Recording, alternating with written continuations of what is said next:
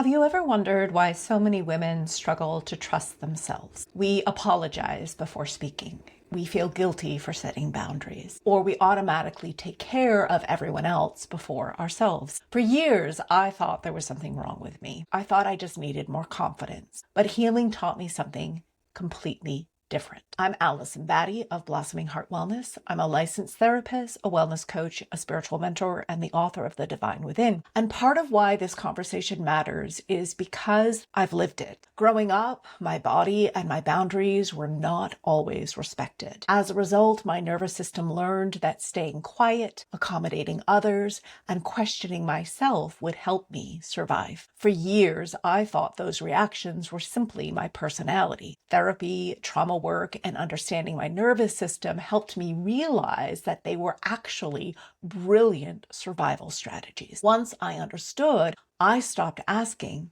"What's wrong with me?" And I started asking, "What happened to me that made these strategies necessary?" Then something surprising happened. As I sat with thousands of therapy clients, I realized I wasn't alone. So many women struggled with the same protective patterns: difficulty trusting themselves, people-pleasing, feeling responsible for everyone else's emotions, feeling guilty for taking up space. And it made me wonder, what if some of these strategies aren't simply personal? Historically, women have often lived in systems where their voices, choices, and even their bodies were not fully their own. Those realities didn't just shape history, they shaped women's nervous systems. Trauma psychology teaches us that our nervous systems adapt to whatever helps us survive. If speaking up felt unsafe, we will have learned to stay quiet. If belonging depended on taking care of everybody else, we may become chronic caretakers. Those are not signs of weaknesses. They're signs of incredible, intelligent nervous systems trying to protect us. Healing doesn't begin by criticizing those parts. Healing begins by understanding them. Spiritually, I don't believe women's healing is about becoming more powerful than men. It's about becoming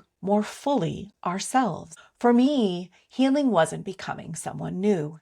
It was remembering who I was before fear convinced me I had to abandon parts of myself in order to stay connected. That isn't revenge, it's restoration. Women's healing isn't about blaming men. It's not about blaming history. It's about understanding ourselves and history with enough compassion that we no longer mistake our survival strategies for our identity. Every time a woman learns to trust her own voice, her relationships begin to change. Families begin to change. Communities begin to change. Healing doesn't happen because we become perfect. It happens because we finally feel safe enough to become fully ourselves. And that does mean systems in society need to change in order to create safety for women's nervous systems. I'd love to hear your thoughts. Have you realized something about you that you thought was simply your personality, but you realized it was actually a way your nervous system learned to protect you? You don't have to agree with my perspective.